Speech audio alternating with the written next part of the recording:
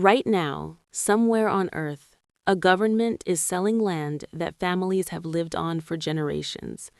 Not stealing it, not seizing it, selling it. Legally.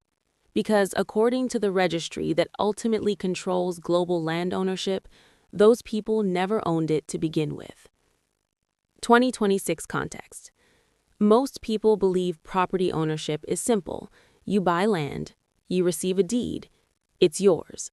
But there is a parallel system, older than most modern nations, that quietly overrides that assumption across nearly half the planet's surface.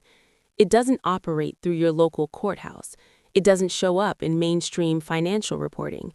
And in 2026, as global property debt surpasses $330 trillion, the decisions made inside this system are determining who gets displaced, who gets wealthy, and which governments remain solvent. The hidden mechanism.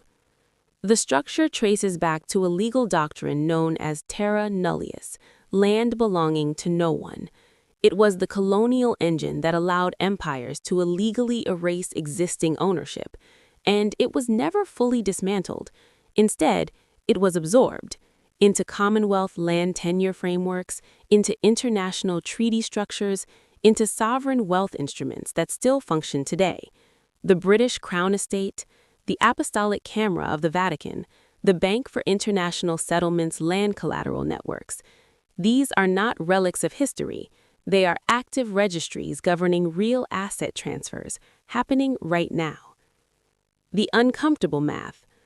The World Bank estimates that 70% of the world's population cannot legally prove they own the land beneath their feet. That isn't poverty. That is architecture. Designed architecture. And the final question.